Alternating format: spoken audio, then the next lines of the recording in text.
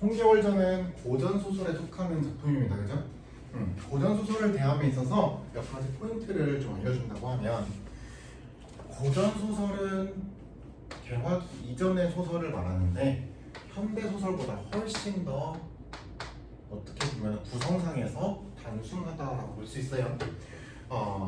그 왜 단순하냐면 얘는 고전 산문, 줄글의 일종으로 또 분류가 되는데, 고전 수필 같은 경우에는 있어요. 있는데 일기문도 있고요, 편집들도 있고, 그 다음에 기행문도 있고, 청랑 같은 데 갖다가 쓴 글도 있고, 그 다음에 독서 감상문도 있어요. 어쨌든 이런 애들은 나라는 게 포함되기 때문에 소설의 시점을 갖다 쓴다 그러면 1인칭적인 부분이 있어. 나는 아침 일찍 일어나 청나라로 태어나는 배를 이용하였고 어쩌고 저쩌고 이렇게 쓸 수가 있어. 그런데 소설은 지어쓴 글이란 말이야. 아직 1인칭 시점이 발달하지 않아서 고전 소설은 거의 열이면 아홉 3인칭을 택해요. 3인칭에도 시점 두 개 있다, 그죠? 관찰자 시점하고 아니면은 전지적 작가 시점 있어요. 생각해봐라. 전지적 작가 시점과 관찰자 시점을 너네가 골라서 어떤 소설을 니네가 창작한다고 하면 작가 관찰자 시점이 훨씬 더 어려워요. 왜냐하면은 구성 자체가 예를 들면 수영이는 앉아있다, 예경이도 앉아있다, 이거밖에 못 써. 그지? 예경이는 지금 무슨 생각을 하는지, 졸리다, 너무너무 덥다, 오늘 날씨가 어쩌고저쩌고 머릿속에 상상이 되는 걸 이 시점을 쓰는 말하자면 관찰자인 나는 몰라. 얼마나 단순해져. 그러면 되게 세밀하게 묘사할 수밖에 없어. 펜을 내려놓았고 어쩌고저쩌고, 수영이는 펜을 들고 있지만 쓰지 않고 있고 어쩌고저쩌고 이렇게 쓸 수밖에 없다고. 그죠? 어려워.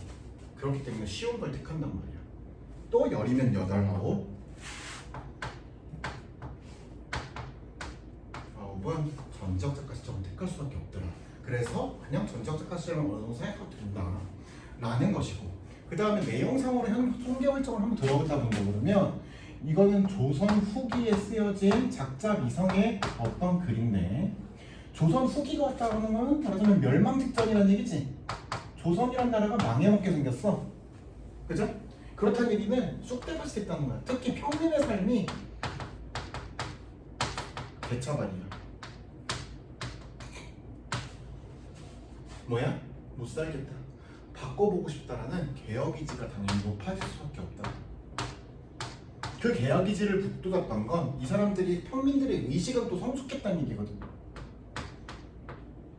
뭐 때문에 왔냐면 15세기 1443년 그때 한글 창제가 있었기 때문에 이제 더 이상 문학이라는 건 양반층이만 항의할 수 있는 그런 것이 아니라 평민들도 쓰고 또는 읽고 느끼고 감상하고 평가할 수 있는 능력이 생겼다는 얘기예요. 그러니까 다분히 향유계층이 늘었고 평민들의 의식을 막 상승시켰고 그 개혁의지를 막 북돋았다는 데 있어요. 그래서 사회를 바꿔보고자 하는 움직임 같은 게 생겨요. 그 와중에 조선이라는 나라는 유교나라였잖아. 유교나라는 말하자면 신분적 질서 같은 걸 굉장히 높게 중요시하게 여기는데, 그 중에서 또 문제는 연합 문제가 있어. 남자는 자고로 이렇게 살아야 하고, 여자는 정절을 지키면서 가정살이를 해야 되고 바느질을 해야 되고 조신해야 되고, 자꾸만 이런 해야 한다라는 입장이 많았단 말이야. 얼마나 답답했겠니? 이 사람들도 말하자면은 개혁의지를 가졌다는 얘기야. 그리고 여성들도 역시 한글을 읽고 쓰고 감상할 수가 있었고, 홍계월전은 그런 고민에서 나온 거예요. 이 작품은 전쟁 영웅 소설이란 말이야. 그런데 어떤 영웅이냐면 여자 영웅.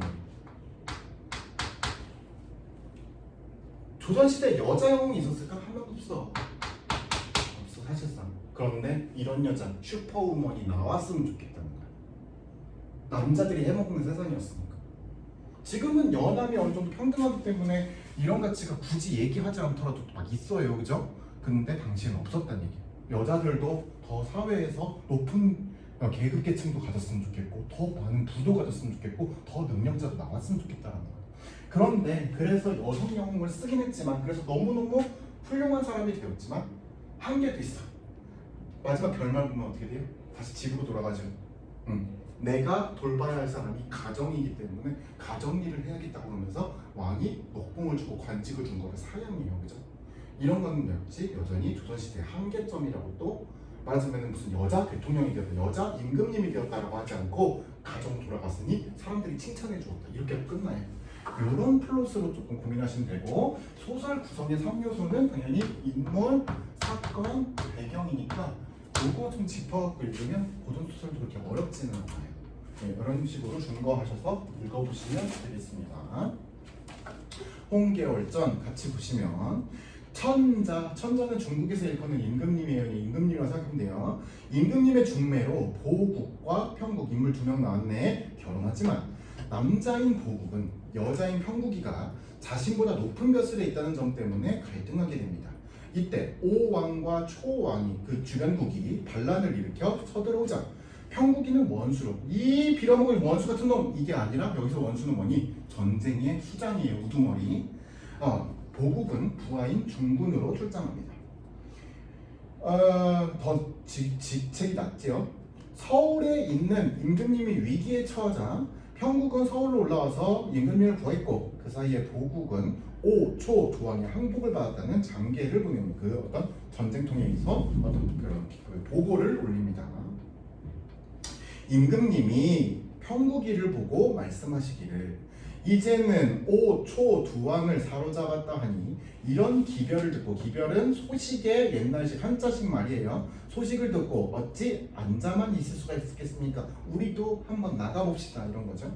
하고 천자가 임금님이 여러 신하를 거느리고 거동을 하시어 평국이는 선봉장이 되고 잔다르크처럼 깃발 쫙 들고 말을 지휘를 하면서 리더를 했고 천자 임금님은 스스로 중군이 되어서 좌우에 옹이하여 보국의 진지로 넘어갈세 선봉장 평국이 갑옷과 투구를 갖추고 백마를 타고 깃발을 잡아 앞에 나갔습니다 했어요. 이때 보국이 오, 초, 두 왕을 앞에 세우고 서울로 향하여 올세 바라보니 한 장수가 모래벌판에 들어온 한 장수 누구야? 당연히 평국이겠지. 살펴보니 깃발과 칼빛은 평국이의 칼과 깃발인데 말은 준총마가 아니라 준총마는 아주 준수하고 멋있는 말을 얘기해요. 그죠?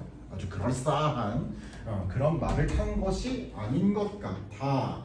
보국이 평국이가 아닌 것 같이 의심을 하여 한편으로 진을 치며 생각하되 적장 맹기리가 복병을 하고 말하자면 이렇게 막 숨어서 이렇게 병사들을 준비시키고 말하자면 평국의 모양을 본따서 나를 유인하고 있구나라고 해서 크게 의심을 하거늘 임금님이 그 거동을 보시고 평국이를 불러서 말하기를 보국이가 원수를 보고 당신을 보고 적장 맹길인가 하여 의심하는 듯하니 당신은 적장인 채 하시고 저기 보국이를 속여서 오늘 한번 그의 재주를 시험하여 짐을 구경시켜 주십시오 라고 얘기했어요. 하니 평국이가 말씀드리기를 폐하에 임금님의 하교 아래로 내리심이 아래로 내리시는 가르침이 저의 뜻과 같으니 그렇게 하겠습니다 하고 갑옷 위에 검은 군복을 입고 모래벌판에 나가서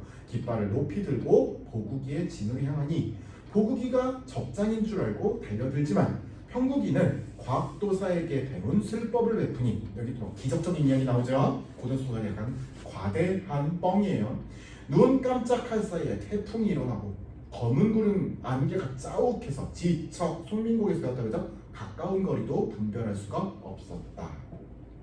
보국이가 어떻게 할 줄 모르고 겁을 내고 있었더니 평국이가 고함을 지르고 달려들어서 보국의 창을 빼앗아 버리고 그것을 손에 들고 멱살을 잡아서 공중에 치켜 세우고 임금님이 계신 곳으로 향할 때 이때 보국이가 평국의 손에 달려오면서 크게 소리를 지르며 평국이를 불러 말하기를 도대체 평국이는 어디로 가서 내 마누라는 어디로 가서 이 보국이 죽는 줄도 모른단 말이냐. 뭐 바보죠 그죠? 지금 아직도 맹길이라고 착각하고 있어요 하며 우는 소리를 징징거리니 진중이 요란하였고 평국이가 이 말을 듣고 웃으면서 말하기를 너 어찌 평국에게 달려와놓고 평국을 무슨 일로 부른단 말입니까? 라고 했어요. 하면서 자기가 평국인이라 라는 것을 밝히고 있죠. 그죠?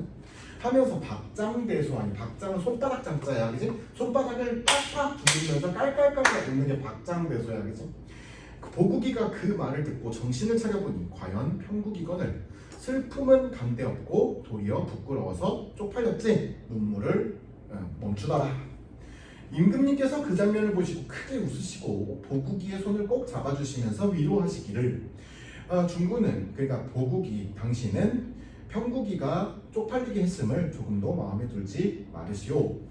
평국이 혼자 자의로 스스로 결정한 문제가 아니라 내가 당신들의 재주를 보겠다고 시킨 것입니다. 지금은 전장이니까 욕을 보았을지는 모르겠지만 이게 전쟁이 마쳐지고 평화롭게 돌아가면 다시 집으로 돌아가면 예의를 갖추어 당신 남편을 지아비로 섬길 것이니 부의 의를 상하지 않으셨으면 하고 그 재주들을 칭찬하시고 보국이를 위로해 주시니 보국이가 그제야 웃고 여쭈어 말하기를 임금님의 내리시는 말씀 내려서 가르치시는 말씀 너무나 옳습니다 하고 행군을 하면서 서울로 향할세.